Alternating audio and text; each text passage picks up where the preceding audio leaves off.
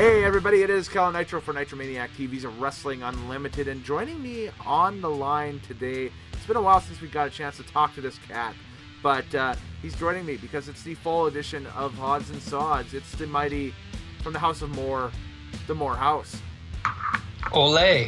How are you? I'm fantastic. Yourself? Oh, that's great. So I'm doing good. I'm doing all right. It is a crazy time to be a wrestling fan here in the fall of 2019 as we start this episode of the 2019 Odds and Sods cast. The reason why we call it the Odds and Sods cast is it's a couple of sods talking about the odds and ends of wrestling. So there we go. Anyways, you came to me with this idea of this episode being kind of the state of the union of wrestling as a whole in 2019.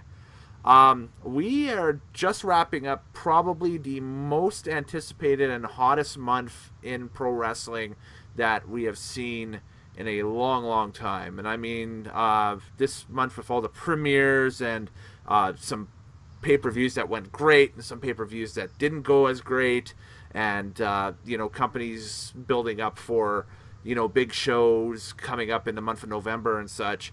I guess that'd be my first real spot to start with is October 2019 as a whole. How did you see it?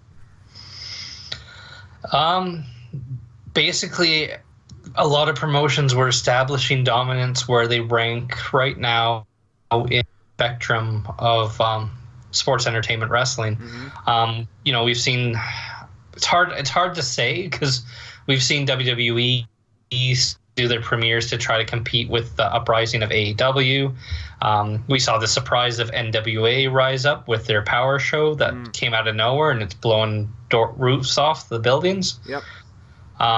We've seen New Japan keep trucking along. We've seen Ring of Honor collapse. Impact Wrestling still going strong. MLW doing okay. WWE struggling, then having a plane tragedy caused one of their best shows in a long time. Mm-hmm.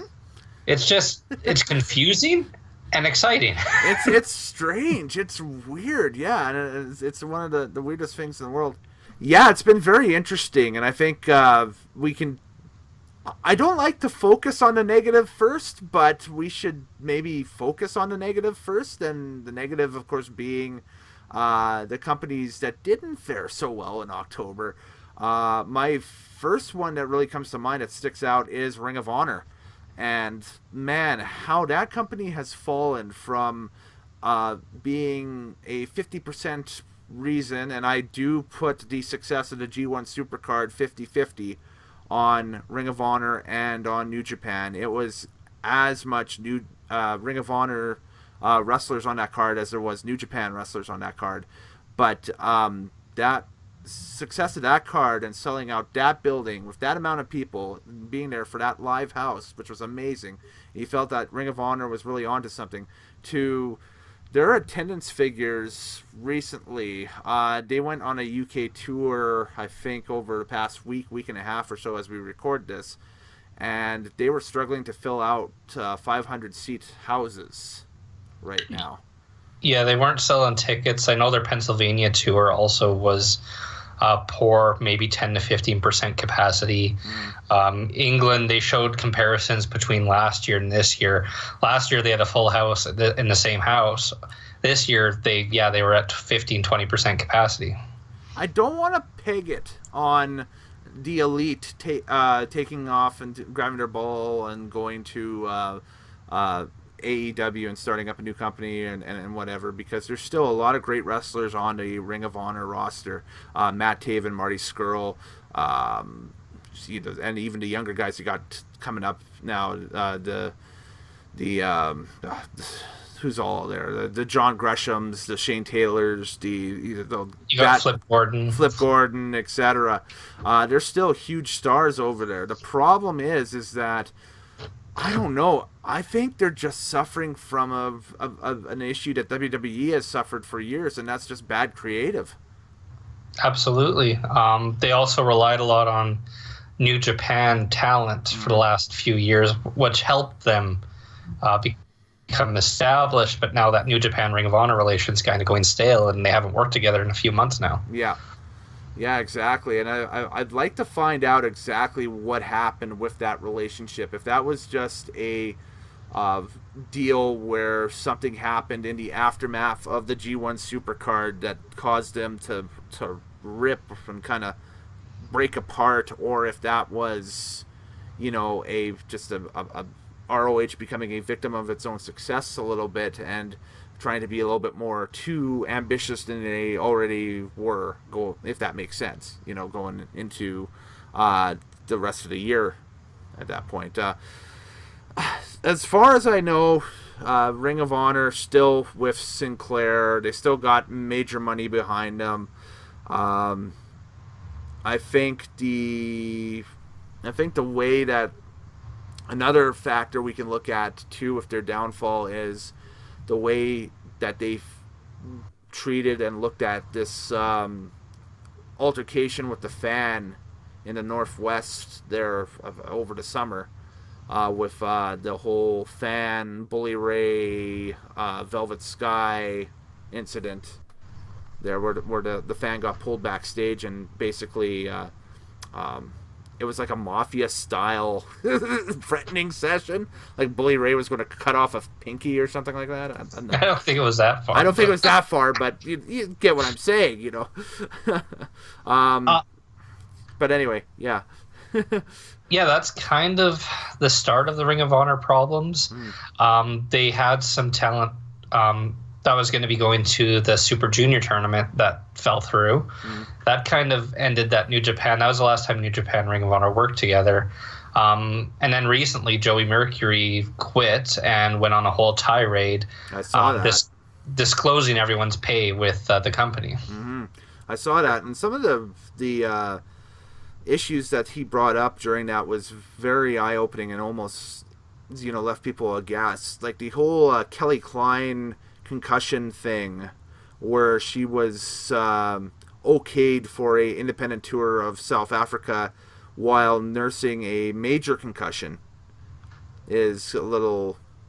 In 2019, where concussions and CTE is a big thing, I found that quite shocking and quite, not surprised, but kind of disappointed more than anything else with that. But it's not all bad things with Ring of Honor. It's just that they, I think, are suffering the most from AEW's launch, because I think that crowd, they haven't had a chance to evolve yet and kind of create, a standalone product that differs, that sets them off. Because all the companies you had mentioned before have their own, I've noticed in the past month or so, have their own take on the wrestling business that's a little bit different.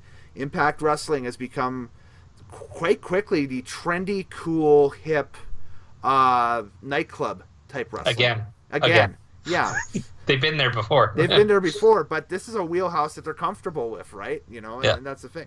AEW, of course, speaks for itself. It's the Southern wrestling alternative to, the crazy mainstream of WWE or so. WWE, of course, has its own deal, which we'll talk about later on as well. New Japan has its own deal, which we'll talk about later on as well. Each of these companies have their own kind of stand apart product. The problem is that I don't think being the independent, Ring of Honor is not the independent showcase promotion anymore. I don't see it as such anyway, but it's very bland to me. It's just not innovative. They've kind of been doing the same thing for 9 years, with no innovation. They'll just... How many Briscoe matches have we seen that they fight the same tag team champ over and over again? Well, how many people are looking at this roster in Ring of Honor and are picking apart the roster, saying, "Oh, these guys would be great with the NWA. These guys would be great with AEW. These guys would be great on Impact." There's not one guy on that roster that you can look at and say, "Yep, that's the guy that Ring of Honor is going to build." Absolutely, yeah. Because the one guy that they did have that they had the belt on, Matt Taven, they just took the belt off of him. Yep. So, like, there goes all your build that you had for, 7 months, 8 months with him being the champion, and they pulled the belt off of him and that stuff because people were anticipating him to move. That's the thing, is that there was rumors going around it. Oh, he's going to Impact, or oh, he's being looked at by AEW. I mean, like, that's the. Yep, and it just doesn't. They put it on Rush, right? Yeah.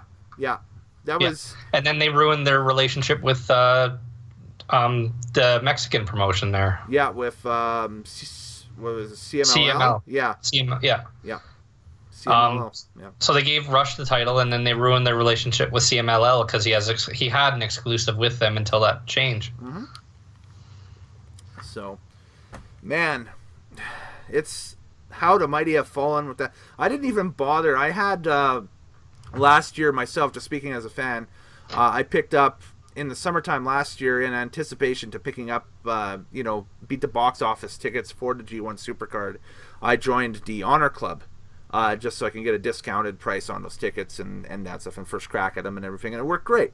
The problem is that their price for the package in Honor Club that I had chose went up drastically for this year, and there wasn't any renewal option for people from the year before or anything like that. It was, you're going to pay this price for a subpar product and you're going to like it. And I'm looking at everything else that's out there, New Japan World, NXT, WWE, and AEW, and I'm like, 119 or 129 for a premium Ring of Honor video library thing? I don't think so. It's not even a video library. Like, I had it for a little bit, and they don't even have an archive section. No.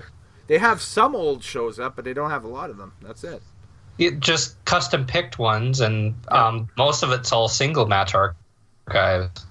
Yeah, and I mean, like, you can take a look at even recent events that I've covered on this channel for Nitro's Take. I've kind of phased out slowly covering Ring of Honor events and have replaced those. Honestly, I'd be happy to replace those with Impact, the way Impact's going, because I see Impact kind of trending upward here, especially after Bound for Glory. Like, they've put on a excellent Bound for Glory show. It was one of the first Bound for Glories I remember in a long time that didn't have anything weird or stupid or show derailing on it. It was just one of those deals. Like, I mean,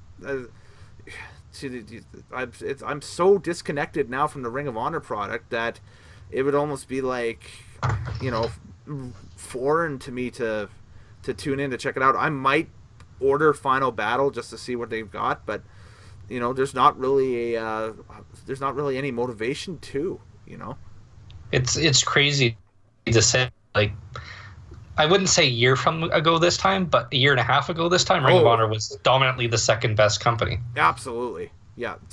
And now they're trailing everyone. Like, for anyone who's kind of a major independent, I'd say they're last place right now. Well, yeah, we were all thinking about them being a potential, with a potential merger with New Japan or something like that, and New Japan being the alternative to WWE. And it's like, it's just how quickly within 12 months that the wrestling scene could change. Ultimately, that show that should have made them in New York, WrestleMania weekend, ended up being their downfall, because you look at the matches and match quality on that card that the New Japan people were putting out there, and you compare it to the matches and match quality that the Ring of Honor people were putting out there, and save the ladder match, which was fantastic, it was night and day. Mm-hmm. I mean, absolutely. You're going to bring in Enzo and Cass at the end of a tag title match to potentially do a feud with the Briscoes, but you're going to do it in such a way where you're going to, and there's no way they could have known that this was going to happen, but you're blatantly mimicking what's happening with a legit situation on the WWE network at the same time at the Hall of Fame with a fan, basically making it wasn't an attempt on Bret Hart's life, but still, he wanted to make it for himself. Yeah, exactly. So, I mean, you go that route. And I But mean, probably, it's crazy to me that you do an angle with Enzo and Cass invading Ring of Honor, but then you don't do anything with it. yeah. Like, they came and they did something, and logic would say, okay, we're going to use these guys. They're going to keep invading our show, and eventually we'll put them in a match. Nope. We don't know who these two are, and they'll never be back. That was the fans that nixed that. They got such a negative backlash online, and they hadn't even announced that Enzo and Cass had signed with Ring of Honor. But that's good heat. Point. But that's good heat. Exactly. But the fans said, no, we don't want them on our TV. And so, other than take the good heat off of that to bring in like a heel team that could potentially, get you some buy rates for some pay-per-views going on and that stuff, Joe Koff and the rest of the ROH officials were like, oh my God, they're right. No, stay away. Forget it, And it's like, why? You guys just, wasted that effort and gave a prime spot away to potentially a younger team that you could have brought in or something at the same time and potentially do it, because you can't be telling me that otherwise, that a lot of the same talent that AEW has now, Ring of Honor was looking at, like Santana and Ortiz and those guys and that stuff. So you can't be telling me that Ring of Honor, either put a offer out to them or they were looking at. So I mean, that's like a Jake Hager as well, right? So they can't compete with what AEW has in the bank. No, exactly. I and that's wild, because that's Sinclair. That's like an offshoot of Fox, but that shows you how deep pocketed the Khan family is, right? So we're talking about people who are richer than Fox. Let that sink in for a second. That's wild. But they're legit billionaires, unlike Vinnie Mac. Yeah. Now, I don't think Ring of Honor is in danger of folding anytime soon. I think that I think that we've pronounced Impact dead so many times, and they just keep, popping back up, that it's not worth even trying to, promote or forecast the death of the company or something like that. I think Ring of Honor has money. Ring of Honor has Sinclair. The only way they would kill him is Fox focused entirely on SmackDown. I think that Ring of Honor is in a desperate need of like a house cleaning from top to bottom, just their management, and then go forward from there. Like, they could take notes from what Impact did, and I mean, like, Impact, as soon as they had the chance, they ditched, a lot of what they were doing and brought in Don Callis, brought in Scott D'Amore, and headquartered in Toronto, and it just exploded from there. And that was quite a twist over the past month too, was Impact jumping in and not only, kind of securing itself in the long run, but their parent company bought Access TV from Mark Cuban. And so they ended up, like, literally just platooning their show on their own network now at this point. And it's like, well, man, that's a great move in hindsight to do. Well, they couldn't get a TV deal without buying the TV company itself. So they bought a TV company. Yeah. Interesting, because New Japan runs on that network too. Yeah, they do. They've long since wanted Access TV to be their arm for their American expansion. So, and we'll see what happens with that now, with because New Impact and New Japan don't have a healthy relationship still. No, I don't think so. But could it be possible that somewhere down the line they have a healthy relationship or even a partnership going forward? Quite potentially, I think. I think Guido just needs to get over the Okada thing and understand that was a different company at the time. Yes, I think so. I don't think there's anybody left from that era still in Impact. I think they've either moved on to WWE or elsewhere or out of the industry. So, I think that obviously with Callis kind of spearheading things over there, he's got a great relationship with New Japan, and and so on and so forth. I think that it would be. I could see them potentially maybe in the next few years or so working something out to, be maybe the new partnership if they decide to go that way. Hey, and New Japan's trying with these, North American shows to do something. It could be very interesting to see if they try another, when they do a next. I think their next North American show is coming up here over the next month or so in. They're going to California again. Yeah, San Jose, right? So, yeah. It'll be interesting to see if the same thing that happened in New York happens in San Jose with them. I would say. It's interesting because some of their New Japan tour didn't go well. Like the Dallas tour didn't go well. Yeah. The Carolinas didn't go well. Well, I'm talking about the blatant tampering of the show from outside influences, i.e. the lack of an ambulance in the building for the New York show and that stuff. And I doubt it. I think because WWE's not in town, there's not going to be much conflict. Yeah, I don't think that was WWE that caused that, though. I'm one that kind of falls under the auspices of either it being a legit paperwork miscommunication or people at Ring of Honor that also run the Manhattan Center getting involved in, doing that to New Japan, right? So, I don't know. I'm thinking it's bigger. I know New York wasn't prepared for pro wrestling compared to like New Orleans when they had it, or even Houston when they have it. Mm-hmm. Yeah, I don't know. It's just one like of those... you had firsthand experience down there. Yeah. Well, I can tell you this: I've seen shows in the States in 3 different athletic state or athletic commission jurisdictions, I guess, and that stuff. It was. For Mania weekend in 2014, it was the Louisiana State Athletic Commission, and they're quirky in their own way. The Florida State Athletic Commission in 2017 is kind of quirky in their own way. And then the New York State Athletic Commission is extremely quirky in their own way, almost to the point of, holy crap, you guys know this is fake, right? Like, you have wrestling fans legit going up to New York State athletic officials themselves and saying, guys, this is choreographed. You guys can chill, right?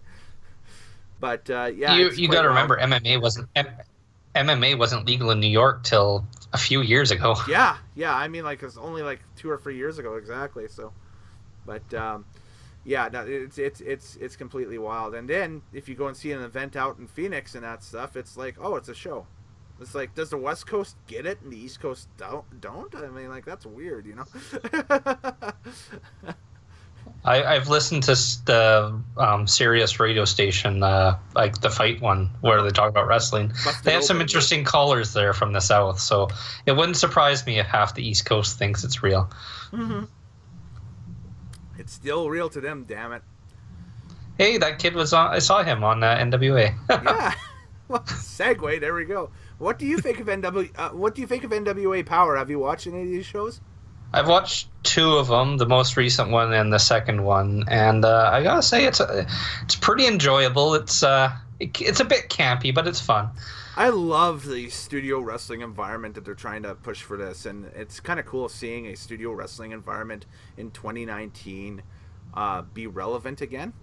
And it's really just the talent roster they have is scary good too. Like, mm-hmm. I mean, like, there's a lot of established guys on that roster, and it's not just a bunch of Impact cast-offs or TNA cast-offs either. I mean, like, you've got people like James Storm and Eli Drake on there, which, okay, what they've done in the past. But Colt Cabana's on it. You've got Aaron Stevens, who, a few years ago was probably one of the most over wrestlers in North America when he was doing the Damien Mizdow gimmick in WWE in 2015. Trevor Murdoch.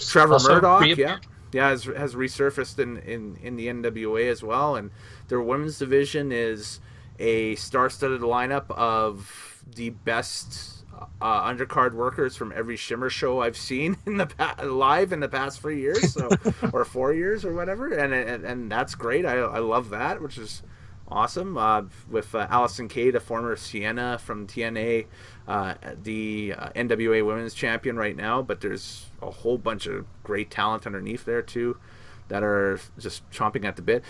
Their social media is amazing. They've actually got people talking about their product. They've got podcasts already devoted to the product and that stuff. Like, they have their own little offshoot. They're going to be, the NWA is going to be that quirky, almost Rocky Horror Picture Show-esque undercurrent in 2020 and moving on and going forward. They're going to be it's kind of cool because they're going to be like the alternative music movement, I think, in pro wrestling going forward here, so, which is, you know, right up Billy Corgan's alley, right? But I think that's what it's going to be. It to me, that's what it seems like, because I've hung out with their fans. I kind of get the vibe and that stuff, and it's, you know, the same people that you would hang out with seeing an indie band at, you know, some bar someplace, you know, and it just kind of is that vibe to it. So yeah, no, it's fun. The production values are fun. Yeah. Cornette's back to being Cornette on which the is mic. amazing. Yeah, that's great. The one thing I love, they make their world title feel like it's the most important title in the universe. Mm-hmm. That's Nick Aldis. Nick Aldis carries it a lot, like a Nick Brockwinkle type, where, you know, he's just so much class. Yeah, Aldis is just 100% legit professional, and that guy is probably the most, I would say, out of all the champions across the board right now, I would say that Aldis is the most business-centric champion, I would say, that any promotion has at this moment. He's an early '70s style champion. You could compare him a little bit with Jericho and what Jericho's doing with AEW and everything, but Aldis is not only elevating himself but the NWA at the same time, whereas Jericho, the argument could be said that Jericho is kind of elevating Jericho a little bit and not so much AEW at this point. Now, this is going into the week of AEW's pay-per-view Full Gear on November 9th. We're recording this the Sunday before that happens, so a full week away. So we still have like a full episode of Dynamite and you know, whatever happens on the weekend to work through. But it's, at this point, I think that you look at like, if you take every world champion from every promotion right now across the board, I would say Aldis is probably my first pick to be like my promotion's champion. If I were to, you know, name a guy, if you were to earmark, you know, a prototypical blue chip champion, it would be Aldis right now. Yeah, absolutely. He's very presentable. I think he can run as champion in any company, big ones, small ones, whatever. Yeah, no, absolutely. And yeah, NWA fans, you have a right to be excited about their product, and they're coming to pay-per-view too in December. Yeah. Their pay-per-view sold out, which is crazy. Yeah, sold out as fast as an AEW pay-per-view. Yeah, which was insane. That is just nuts. I think it's like in December 14th or something like that. Whatever. Yeah. And I love the intro. They have the best. No, seriously, they have the best intro music in pro wrestling of any television show. Radio, or, you know, radio web, radio. TV, it's the best visual radio show he's ever seen. You know, everything across the board. No, they have the best intro in any wrestling show across the board right now, bar none. Like I mean, like, that's like SmackDown's close with the Are You Ready, with the AC/DC and all the high tech graphics they have in the opening and that stuff and everything, but NWA Power with the hair metal and Dawkins and you name it, it's just like, oh, I love it. Right up my wheelhouse. Got your cheesy Austin Idol video promos and killer. It reminds me a lot of Tony Falk's House of what is it, Tire Irons and Waffles. Tire Irons and Waffles, yeah. Waffles and Tire Irons out in Paducah, Kentucky. An Austin Idol's wrestling school. Yes. Oh, the most recent one. What was he hawking on the most recent one? It was it was the kayfabe cocktail. Yes. Would you like a kayfabe cocktail? New alcoholic beverages for fans. Which I think is an insider's reference for drugs, but I'm not sure. That's a kayfabe cocktail. If anyone would know, it would be Austin. NWA's humming, man. It's good. It's going to be exciting to see them going forward. Well, we talked a little bit about Impact. We talked a lot about Ring of Honor. Talked a lot about NWA. New Japan. I guess we'll bridge over to here.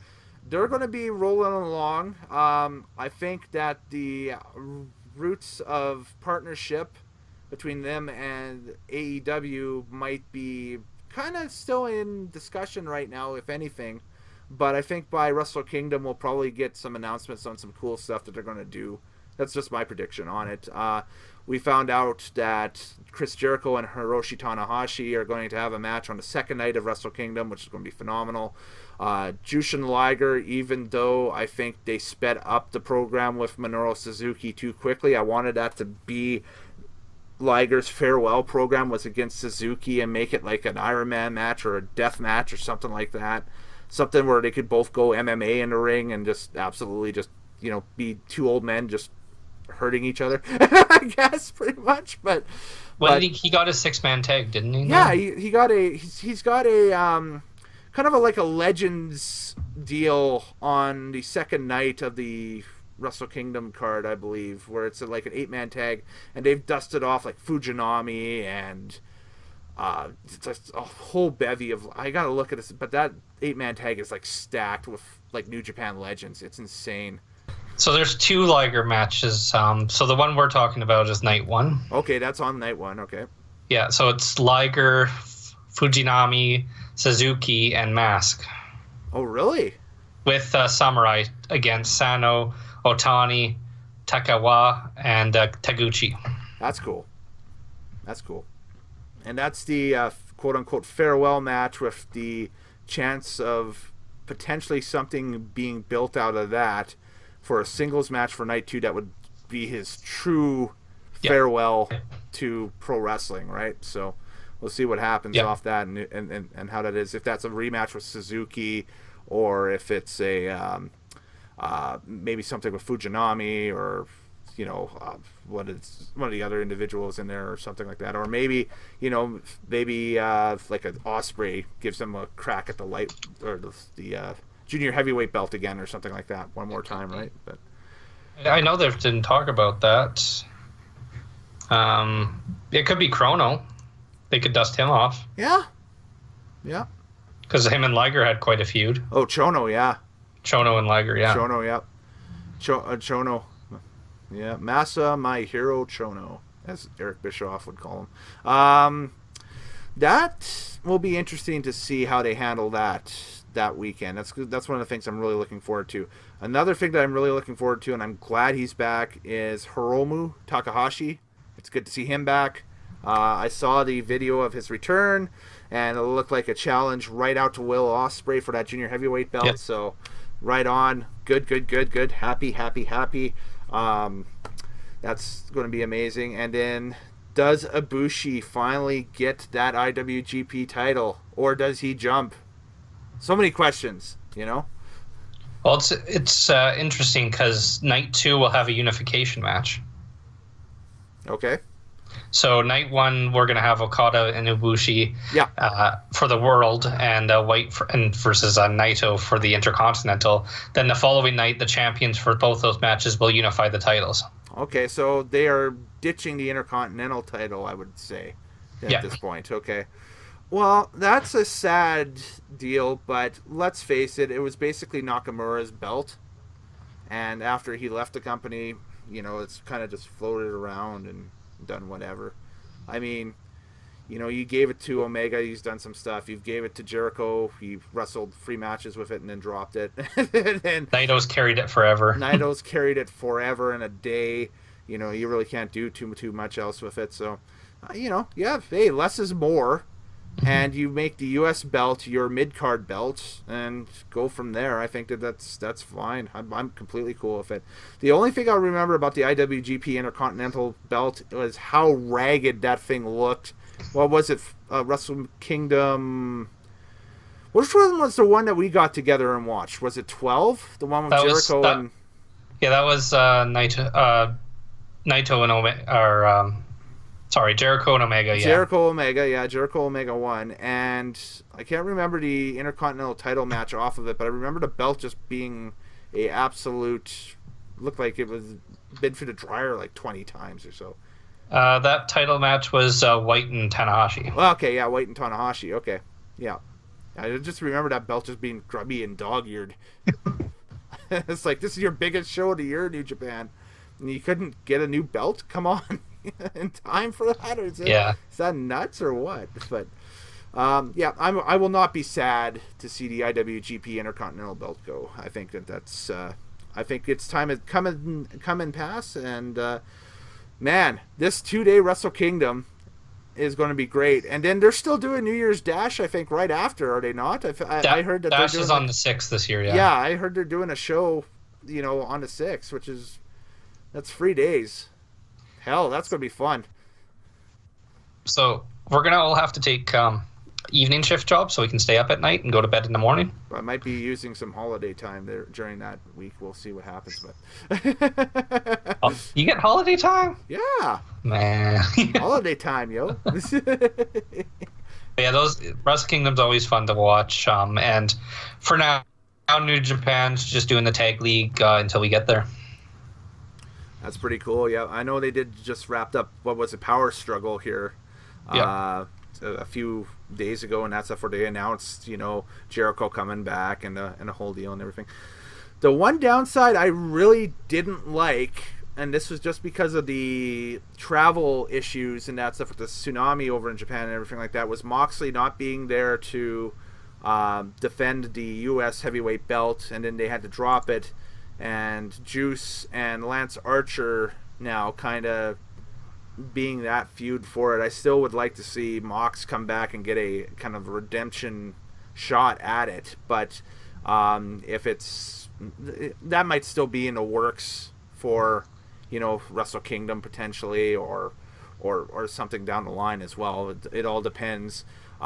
We have to still figure out what AEW's pay-per-view schedule will be, because if they copy the same schedule as they did last year, this is going to be a wide thing. As we kind of just jump over to AEW a little bit, this is going to be kind of a wide gap, because they're saying that this Full Gear pay-per-view coming up is going to be their last pay-per-view of the year.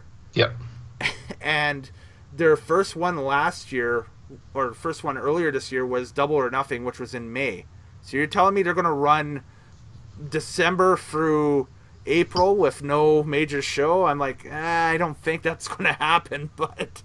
I would probably say they would have one in February. February sounds like a good ballpark, but it would remain to be seen what it's called, if that's where they move up, like a Double or Nothing type thing to do a show in Las Vegas in February, if they decide to, I don't know, potentially... I guess we'll find out next weekend what the plan would be in that stuff, or or if they throw something new in there and they keep the Double or Nothing thing for MGM Grand for May or something like that, or whatever in Vegas if we decide to do it. Right now with AEW, their major show schedule for 2020 is question mark. It's what we call in the business TBD, or to be determined. So, whereas basically their competition, the big boys down the street, have the locations for 3 of their big 4 figured out. But I mean, like, that's whatever, neither here nor there. But it's kind of neat. And I mean, like, I've talked to a bunch of people on this channel about AEW and its start, and I would love to get your opinion of the first month of AEW. And I guess my first question would be, how much of it have you seen? I've seen every show except one. Okay, so a fair majority of them. Yeah. So production wise, they're getting better. They were pretty terrible production wise for the first couple episodes. They're getting better. I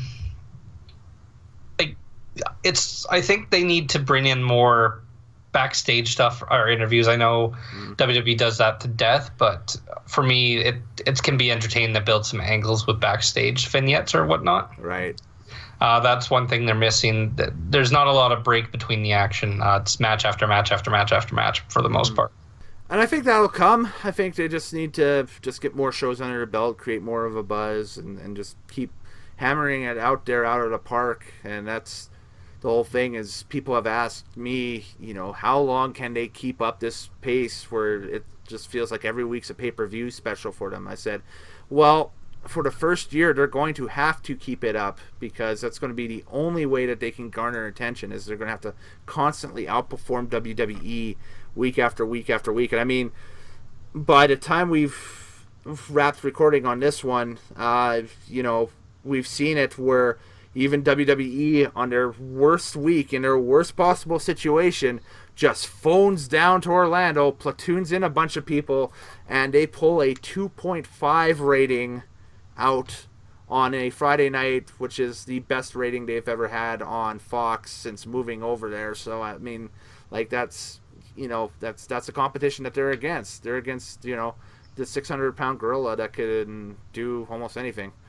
So I will admit, I watched that SmackDown just to see what kind of train wreck it would be, and it was, other than the first segment, it was fine. No, it was great, and I think that I'll get through it with this. I think that the NXT invasion was a storyline that they were going to launch anyway that night.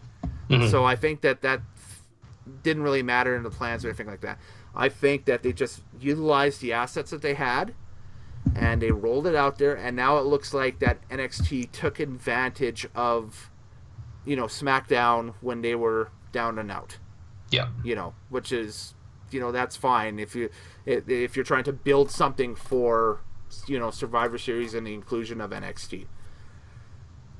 Yeah, no. Remains to be seen what happens on Monday on Raw as we record this and that stuff and whatever. And you guys will know what had happened by the time this goes out, just due to the fact that life and tape and stuff. But whatever. But you know what I mean. That we'll have to wait and see what happens in the weeks going forward and that stuff and everything. But I think that with them launching the angle as they did, I think they took a accident and made it into a happy accident instead. And I was like, woo, okay, this, Yeah, they got lucky.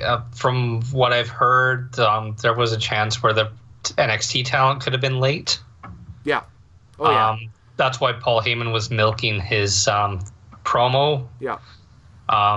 Just so they can make sure all the talent was there in time, which it worked out. But yeah, there was a chance where, well, we could have had our women's title match, and that was it. Yeah, apparently the stories that I had heard and seen online is that when that show went to air at 6 o'clock Mountain and whatever it is, Eastern or whatever it is, there was something like only 6 talent in the building. That's it. The women were there for their match, so Bayley, Sasha, and Nikki Cross were ready to go in case of whatever, and that's why that got moved up in the card. That should have been the main event, actually. Yeah, it was advertised as the main event for that SmackDown the week before. And Brock and Heyman were the opening segment, but they were going to, Paul had the earpiece in and that stuff and was told, okay, go as long as you need to. Milk it. Milk.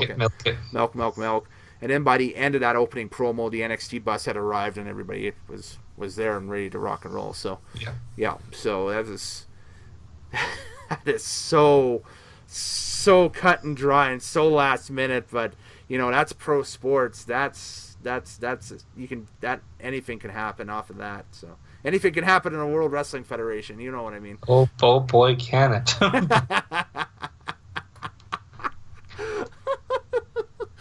Oh man, yep, exactly. So, oh no, it was pretty wild. I fought again. SmackDown on November 1st of 2019 again was the best SmackDown that they have had since moving to Fox, and probably the best SmackDown in a few months too. I think this has been one of the best ones they've had since WrestleMania, and just because of the unpredictability of it, and just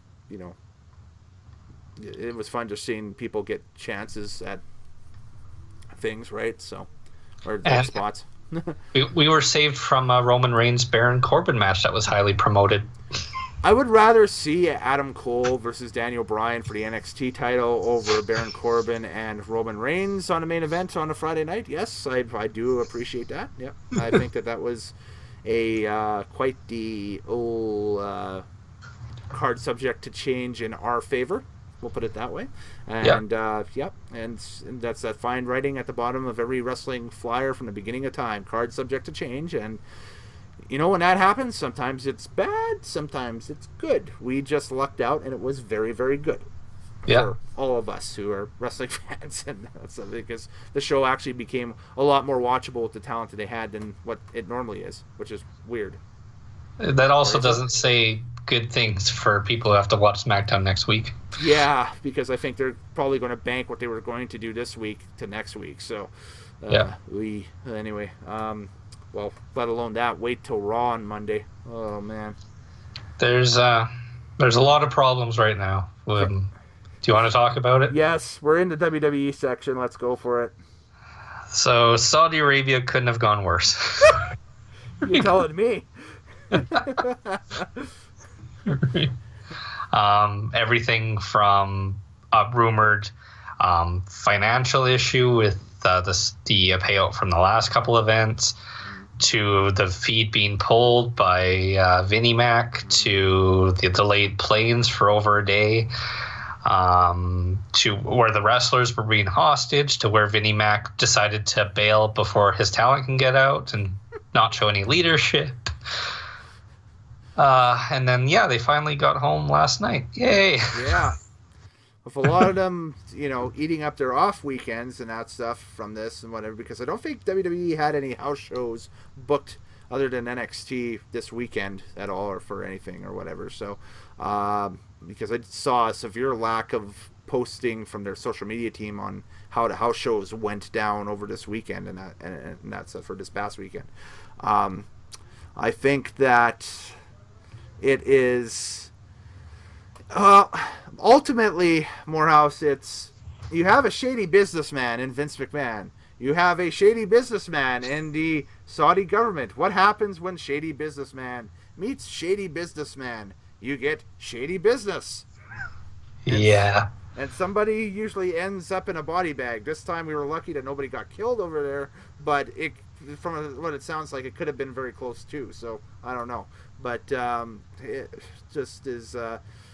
It was not the ideal trip for them, and it's a Saudi trip, so of course everything happens when they go over. Saudi Arabia has become the new Bizarro Land, I think, unfortunately. Whereas Bizarro Land, when they come up to Canada, is a good thing because the crowd is adversely hot to things that are on TV and whatever, and we're just quirky like that.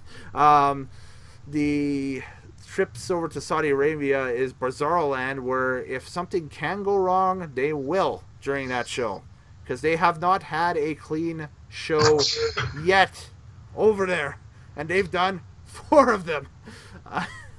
Well, let's see. The first one we had, just a very boring Royal Rumble. Well, we had the potential was there. It was very funny, and it ended up being very hilarious. But a few inches more, and Titus O'Neil's career is over.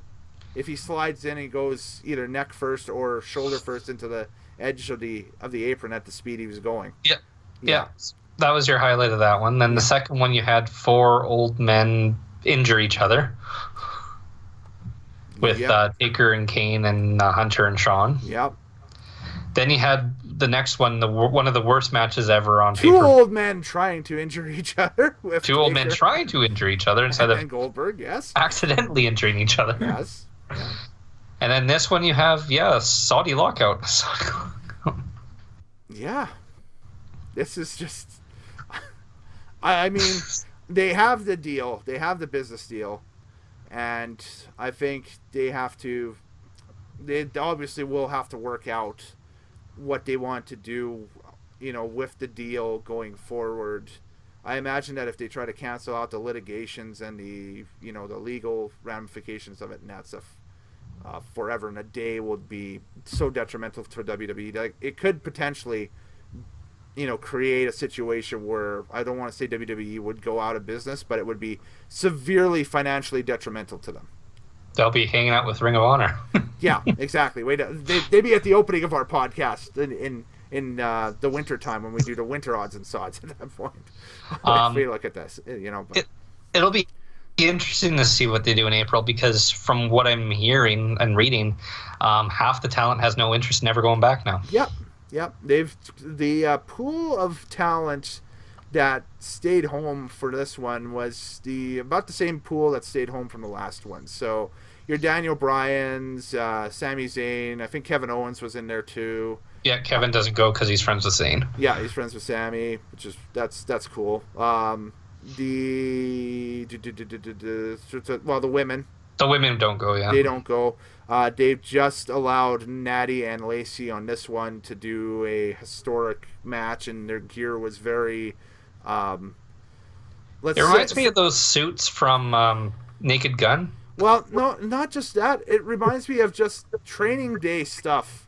Like they were at the PC going through a match. I didn't bother watching the card. I boycotted the card, as you saw on the channel. If you're a regular subscriber to the channel, I put up a review of Bad Blood 1997 as my crown jewel replacement, and that was voted by you guys. So thank you very much again for picking the show, and we'll do that again in November for just a straight up classic one. And that's always fun to do those. It's just the women's match. I saw highlights of it on Twitter, and it really, they just completely made them out to be like an exhibition skirmish, almost like jobbers. And they were only allowed to do catch wrestling. Almost, right? Yeah. It was a catch style wrestling match. Yeah, it was. Yeah, which is crazy, with a few high spots thrown in there, but I mean that's about it. I would hazard to guess. Like I said, I didn't bother watching the card at all or anything like that, but I just saw bits of that on Twitter. I saw the entirety of Velasquez Lesnar. Mm-hmm. I think that they showed it on SmackDown the next day. Yep. And Velasquez Lesnar, which I think was another stall tactic for time. Now looking back at it, which is good. It's very Goldberg DDP from Halloween Havoc in '98, but whatever. There we go. Man, it was, to me, it was very. Watching it, that match, Velasquez and Lesnar, I wasn't offended by it at all. In fact, I thought that it was they kept things amateur, almost like a MMA style vibe.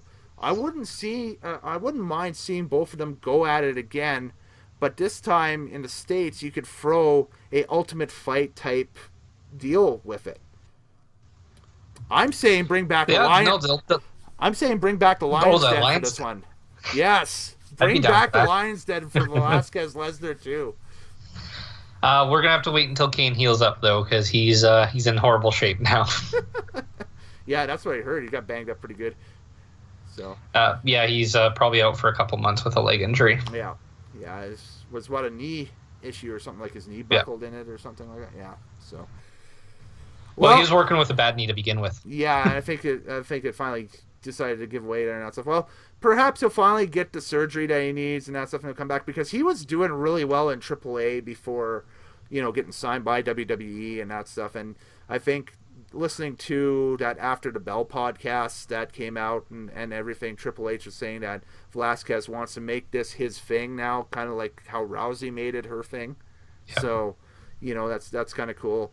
And Rousey turned out to be, man, this new crop of UFC stars coming into WWE are tough as nails, because Rousey legit severed a finger in that WrestleMania match, and she walked off like it was nothing. Like, that's like, I gotta remember that was her day job at one time, just working injured. Just a tough lady, just incredible. But man, I think that if they keep signing that caliber of UFC athlete over, I think that they're gonna have a good pipeline with potential mid card main event talent. Now, so Shayna Baszler has been, I think, awesome in NXT. It's just that she's kind of stagnant right now as a champion because she's so dominant as a champion that nobody has taken a belt off her. And I thought that, with the draft coming and everything like that, this would have been the perfect opportunity for NXT to draft Asuka, bring her in, and you build something towards TakeOver War Games for that belt, and you have, Asuka and Baszler, but nope. We got War Games with the women instead, which is still cool, but, it's not necessarily what I had envisioned in my universe mode, I guess, but whatever. I think they've made Baszler too dominant because you have to look at people who can realistically beat her. And I think only Ripley's in that position now. Mm-hmm. Well, build her up for WrestleMania weekend next year, and, in Tampa, maybe Rhea gets the belt. Yeah, maybe. Maybe that's what you do. That's it. So I talked about universe mode. I gotta hit on this. 2K20, the video game. How many hours of glitch video have you watched, Moorhouse? And is it comparable to mine? Because I've watched probably about 5 or 6 glitch streams already, and it's as epic as the NHL EA Sports glitch streams that seem to be prevalent every year on release. I've watched the one with the NT crew that came out. The New Legacy crew or whatever. NL crew. Yeah. So I watched theirs for a couple hours, and then I do follow Chris Danker, one of Xavier Woods' buddies. Oh, Dankops. Yeah. Yeah. So I watched his. I'm following his progression mode, but yeah, there's glitches galore, and yeah. I just love that video of them supposedly having a quiet conversation in the car, but is their that when hair they're playing is Xbox just music? Blowing all over across the inside of the car like they're driving a convertible with no windshield. It's just like, what the hell? I got that song stuck in my head. Making my way downtown. Okay. It's so bad. The storyline is stupid as heck. And then, when I was watching the NL stuff, the poor guy had to listen to Xbox theme song for an hour and a half until he finally shut off his game. I watched him do a brand draft, and one of them ended up getting Luke Harper drafted to their brand. I can't remember what it was Raw or SmackDown or something like that, and for their universe mode or whatever. And Luke Harper's music just blared through the live stream at an ungodly loud level. It was like, we're going to turn the knob up to 12 on this, and then, and just looped the same 15 seconds of it. Yeah, and that was the birth of Loop Harper. There we go. That's a new legacy thing. Is hashtag Loop Harper, LOOP Harper. But yeah, the game I think was horribly programmed and horribly in a bad condition when it got released. And I think it just got pushed because it just ran out of time. And I think that this will be a game that they're going to be constantly patching as the year goes on and that stuff, which you don't want that in a game.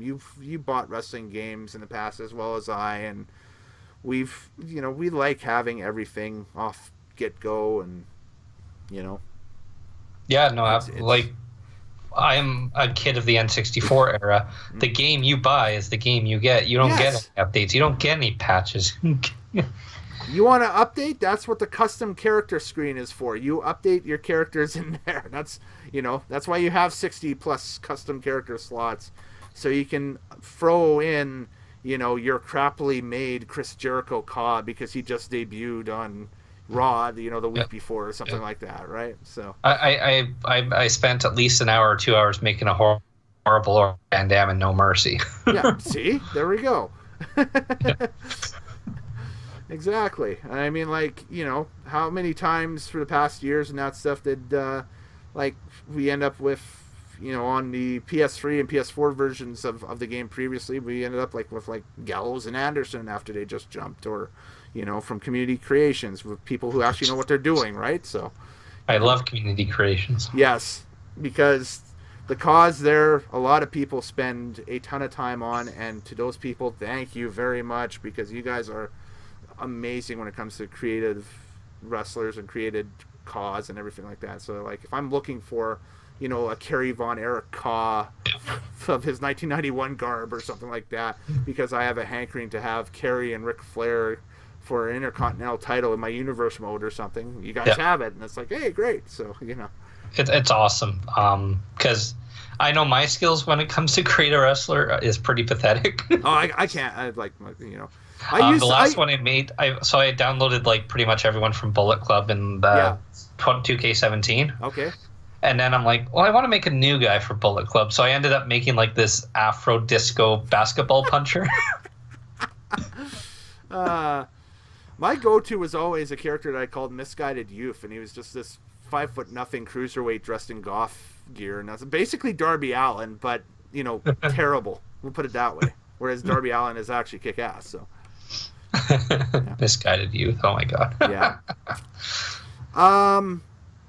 I guess with that segue off of that, I'll use that as a bridge to talk about some of our favorites over the past month and some of the guys that we're going to be looking forward to across all of wrestling, and girls we're looking forward to across all of wrestling here, as this is kind of like a state of the wrestling in 2019, kind of after month one, if this is year one of everything of the current alignment. Darby Allin is one for me. I think he's got 1-2-3 kid style potential. I'll go as far back to say that, and you being a retro Raw and WWF fan will get what I'm saying. I think he can hang with anybody. I think he's very Sean Waltman-esque, so that's a pretty cool comparison, I think. I think AEW's got a future world champion in him. I think that they just got to just build him up, bring him up slowly, I think, and I think that's it. I think the match he had with Jericho was incredible. I think the match that he had on Dark was insane with Janela and Havoc. I still think that they're going to pull the trigger on a deathmatch division, which I'm kind of a little cringeworthy about. Like, their hardcore division could be potentially the one thing that has to go on YouTube, because it's going to be just flagged by every single Turner Network executive as too risque and bad. But, and I that's that. And he's a guy that stands out for me, definitely. I think also even in AEW, I'm really excited to see what comes out of this Moxley Omega thing. I think that it even being announced as a lights out match will be fun. Across the board, I'm just trying to think who else across the line really has triggered my interest over the month of October. While I do that, has there been anybody on your side that's really triggered that, or just kind of, just off the top of your head? I can tell you, I like Jack Evans and Angelico. Okay, yeah, the hybrid too. They've been pretty fun heels to watch. Yep. MJF's always great. Private Party's been really cool to see. I don't know anything about them. That's another. They're from Defy, I think, aren't they? Yeah, they're another crew that I really like to see a lot from, and that's a lot more from. I think that they've got really good potential as a tag team and that stuff going forward, and we'll see probably a lot more of them going forward. Mm-hmm. Big fan of Nyla Rose. I think she's pretty agile for a monster. I think that she should be the one holding the belt right now, and not so much Rio. Rio is a bit of a head scratcher for me. I think that the jury's still out on her. I honestly thought that Rio was the little girl that Omega had wrestled in DDT 10 years ago or whatever. Apparently very close. Apparently very close, but not quite. Which I stumbled upon a Reddit forum explaining that, and my hopes got up, and then all of a sudden they kind of died out after. I was just like, oh, this is okay, this makes perfect sense, and then I was like, oh no, it doesn't. So but the only problem I have with AEW is all their champions are friends of the the producers. And if Cody ends up walking out with the AEW title, next weekend, then it's going to be the old trope where the promoters got the belt. Yeah. So yeah, I agree with you. I'd like to see maybe a little bit more diversity amongst the the group there, but I think that's coming. I don't know. But then there's things I can do without on AEW. Oh yeah. I'm not a fan of Evil Uno and the his Dark buddy. Order. Yeah. Yeah, I don't get the Dark Order. It's funny because back in the days, like again, Ring of Honor 2010, these guys were a hot act, and then they disappeared because Cornette made them disappear, and Cornette giveth and Cornette taketh away, I guess. With that, and the appeal has never returned, unfortunately, with the Dark Order and that stuff. I think the whole Orange Cassidy thing too. I think it's going to be undeniable with the crowd reaction he's getting that he's going to end up in something major, probably in 2020. But I think that that might send a way to blow up the internet would be an AEW title match between Joey Janela and Orange Cassidy. Oh, and then send the tape to Cornette. Yes, absolutely. Yeah. Maybe work Kenny Omega in there as a freeway and. Yeah, he can't stand Omega either. Yeah, I think the old school wrestling fans would finally just commit Harry Carey or something.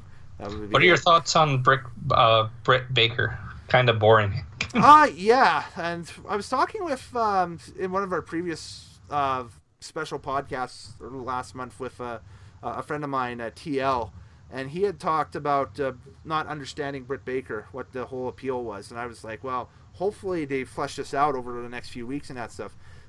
First week in November, and she's still kind of not fleshed out. She's a dentist that wrestles. Okay, great. Is she a heel dentist? No, she's a face dentist. Well, that's kind of lame. If she was a heel dentist, going in and doing actual like tooth extractions on jobbers in the ring or something like that. Oh, that'd be awesome. Yeah, we'd have the idea, right? But nobody loves that. Nobody's friends with their dentist. Nobody's. Yeah. I think it's a very just amicable relationship that I have with mine. That's it. I mean, It's just like, hi, how are you? Okay. But they're still pushing Britt as she's like the super babyface female in their company. Yeah, and it's almost strange. Like I think they want to pull the trigger on a Britt versus Brandy feud. The problem is that neither of them are really defined right now with their characters. So their women's division is a real mess. Well, that's the one thing. Doesn't Brandy scream at commentary people and then just summon like voodoo gods right now? She's got Awesome Kong as her like linchpin. It's kind of creepy, but yeah. That's the thing. Looking across the board, out of everybody that we talked to or talked about here, I think with those that run a women's division, so excluding New Japan, I think AEW's new women's division has probably the most amount of talent in it, but the least defined roles for all the talent that they have in that company right now, unfortunately. I think it's just they're there, go out, wrestle, put on great matches, but the champion is an underwhelming champion. The matches are good, but like even talking last week, you bring back Shida, who, okay, Joshi star from Japan, gotcha, and you put her in a ring with somebody who could be considered a jobber to most North American fans because I don't think anybody ever heard of Shanna before last week's show, right? She put on a good show. But she put on a great match, right? Yeah. It would have been great to have maybe a week or two of hype for her, like last week, even on AEW Darks or something like that, saying, hey, we have this great international star coming in. You'll see her in action next week with Hikaru Shida in the ring. This is Shanna. Here's a tape of her stuff, right? And, get it going. But, I think they're women's roster is as deep as NXT's, definitely. And the problem is that it just seems like they've kind of fallen through the cracks with the direction of it already. It's kind of misguided a little bit. Here's one thing. What are your thoughts on the match scales in AEW? For instance, you could have Jericho fight, a lower mid-carder, and they still go 10, 20 minutes. That's part of the pay-per-view quality, I think. I think that's the whole thing where they got to go for broke every week. I think that's the problem, and it's just and that falls into the thing that I mentioned earlier of whether they're going to be able to continue this going forward or not. That's about my biggest concern. But like, Omega is one of the top 10 in the world. Yes. I don't think you should be having 25, 30-minute matches with Shima or Joey Janela. Oh, Sema, yeah. Sema or Janela. Well, I thought the Janela thing was introduced well on Dark. I thought it was like, okay, he wants a match with a hardcore competitor, per se, to ready for Moxley. So I'm totally cool with that with the storyline. Mm-hmm. I've seen worse. Don't forget, we've watched WWE for the majority of the 2010s, where they just throw people in there with no rhyme or reason, right? But the SEMA thing, like, I know him and Omega are buddies and friends, and that was something that they were doing test cards during the summer with and everything, and they wanted an added attraction for the Jacksonville match. So, it's. Yeah, but again, if I was running a company, I'd try to have that divide between main eventers and lower mid-carders. Yeah, I could see that being violated a little bit there. I get what you're saying. I think it's subtle. I haven't seen any real blatant examples of it, but... No, and they've done good sometimes. Like, when they had Cutler and MJF, they properly had that. Like, MJF is, an upper mid-carder, and Cutler's a jobber, and that's what happened. Well, the match I just was talking about a few minutes ago, Allen and Jericho. Like, what the hell is Darby Allin doing challenging Chris Jericho for the AEW championship, right? It should have been a 5-minute match, yeah. Yeah. And instead, they put on, a Bret Hart. They followed the Bret Hart 1-2-3 Kid formula from Raw so many years ago, where it was okay, that's it. So we're trying to establish a new star, and they did. So it works there, but when you see it on paper, you're like, no, they're not even in the same league. No, and that's the problem that they're going to have to take a look at going forward and try to decipher, and. I think we'll have a problem if Peter Avalon has a 30-minute contest with Cody Rhodes. Yeah. I mean, Avalon could go. He's a good guy, but I mean, like, is he the same level as the upper card of AEW? Probably not. That's it. Maybe it'll take time. Maybe it'll take time to have the division between levels, but right now it doesn't seem to be there. I think that's starting to even show up too. And I know that there's a lot of NWA fans that look at my channel and that stuff, but you look at NWA Power, and it's almost the same way, where you can't decipher now, especially after last week, the world champion and the guys on the upper card for the world championship and the national title, the belt that James Storm has, and the guys for that, they're kind of one and the same.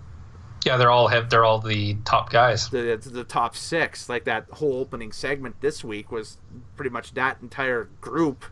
Yeah. Or 4 out of the 6 there, and you could interchange all of them and make them their main events for weeks and that stuff for both belts. You could even do title for title if you wanted to, and I think was something that they were kind of teasing a little bit, but that's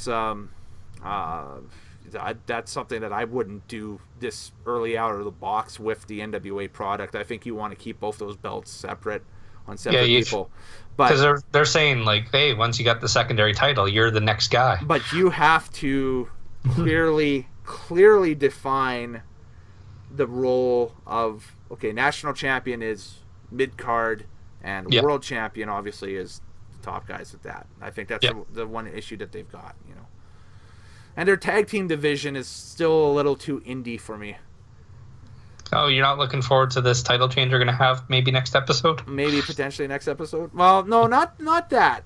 That's a harkening back to history, which is okay. But you know, a little spoiler, but not really a huge one. But I mean, like, you know, your main heel team is the Dawsons, but they kind of look like, you know, the heel team from every indie that you've ever seen, especially in Western Canada. You know, from here to wherever, right? But well, we do have the fitness wars in PWA, so that's true. It's we got slimmer, trimmer athletes now up here. We've, you know, gotten in that federation a little bit more of a thing, and that's our top flight indie here. And I would say that, but that's something that I think will grow with time and that stuff and everything. I mean, I love Homicide. I love Eddie Kingston. I love seeing those guys go. That's great stuff. Rock and Roll Express, of course, getting integrated in here shortly will be fun. The you know, just your lead heel team though being two big 300-pound biker dudes is kind of a little generic biker dude. Yeah, generic. I'm praying for the Briscoes to jump ship to NWA from Ring of Honor. I'm just hoping that happens because that's what they need right now. Because I'd love to see that studio setting just get crashed by the Briscoes or something like that, because that would be freaking awesome. But yeah, no, I'd totally be down for the Briscoes jump NWA, because I know Courtney's a big fan of theirs too. And they wrestled in the Crockett Cup and everything, so they had the whole deal with the belts and that stuff, and that was one of the few Ring of Honor shows that I actually enjoyed watching post Supercard, was that Crockett Cup show. And it was, again, another half thing where you know, getting back to our earlier point off the thing here, it comes full circle off that. How does Ring of Honor get outclassed, outshone by a National Wrestling Alliance startup that, you know, was only in their third show with a roster? How does another that work? Company just like Impact that we thought was buried and dead? Yeah, I mean, that's just mind-boggling how that comes out. I mean, geez, you brought in Marty Scurll to wrestle Nick Aldis, and you brought in the Briscoes to run Rushshot in a tag team tournament to have a dream tag match with the Rock and Roll Express, and then on top of it, you know, bring in Brody King and PCO to win the freaking tournament, and 6 months later, we're talking about the wild card team that got thrown together at the last minute that made the final. You know, Bram and Royce Isaacs. I forget, Thomas Latimer, I think is his name or whatever. And then, you know, on top of that, it's not even like you didn't even give any women of Honor talent a chance to go compete for the NWA title at all. Like Allison Kay's sitting there, she'd be a prime opponent for anybody on the Women of Honor roster, especially some of your lower card Women of Honor that you got. Yeah. You know?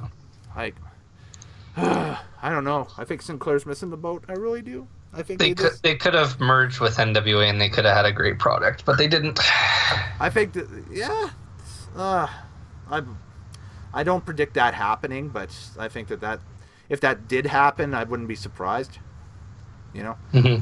And then again, there's Impact just sitting there. All of a sudden, they're just with new life and they're just bouncing along, la la la la la. And it's like, how? This is different. This is so topsy turvy. It's awesome, but it's strange. It's such a weird wilderness now in pro wrestling in 2019. Like the entire month of October in 2019, we'll go back, we'll look at that or this month years from now. And say, this is where everything changed, was this month, because just over the course of 30 days, everything got turned on its head. Yeah. With all these new programs starting up and people showing up on different shows and this and that and whatever else, and then wrestlers you haven't seen in a long time just reappearing out of nowhere. Celebrities getting involved that we never thought we'd see in the business, you know, and just. Oh yeah, we forgot to talk. USQ is a part of the AEW universe. Yeah, Really? Oh yeah, the Kevin Smith, Jason Mewes thing. Yeah, View Askew. Yeah. Yep. Yeah. And Rick and Morty apparently. Rick and Morty are part of the universe, yeah. And of the AEW universe now. So, yeah, they are appealing to the right people. That's for sure. Remain to be seen what goes on and what happens going forward. So, I think in 2020 at this time we'll have a definitive ranking system. Right now it's all over the place. Oh, I think that even before 2020, I think that we could look at Mania weekend in April of next year, and we'll see where everybody's at. Yeah. Because maybe even earlier, but I think that I think our first real check should be Mania weekend, or the week before, or the week after, just to see where everybody is, because some of these companies will be going to Tampa on Mania weekend to do the old piggyback routine off of WWE. Impact's already committed to doing a total nonstop action reunion type show, like a one night only type thing down there. AEW said no. AEW has said no, but that remains to be seen what their pay-per-view schedule will look like. Yada yada yada. New Japan undetermined at this point. Ring of Honor undetermined at this point. They usually MLW still runs the show at the same time. We didn't even talk about MLW, but there we go. And I think that's NWA usually does something too. NWA usually does, but I could see them this year maybe not doing something down there. I think that just because their talent will probably be on, demand on other shows and that stuff and everything, I could see them though doing maybe a pre-tape thing the week before or the week after to really cash in on things. Maybe in Florida, but not in Tampa, maybe in Orlando or something, or in Daytona or one of the other places in Florida or something. I could see them doing that. But yeah. And then so Impact's taking that old Supercard spot then. At this point, it does. It seems like that because they're like the only thing that's really announced. But mind you, the kind of the new in vogue Supercard spot is this collective thing that Game Changer Wrestling does after this year, because Joey Janela's Spring Break show had 2 sold out nights. Barnett's Bloodsport show was sold out. Joey Ryan's show was sold out. Yeah, I mean, like and they're already advertising exclusive ticket packages through Wrestling Travel, which is a company that does a bunch of tours in the States and that stuff, for just events at the Collective, not WrestleMania, but just get your ringside seats for events at the Collective and get in for Spring Break and Bloodsport and all the rest of the stuff that they're going to be doing.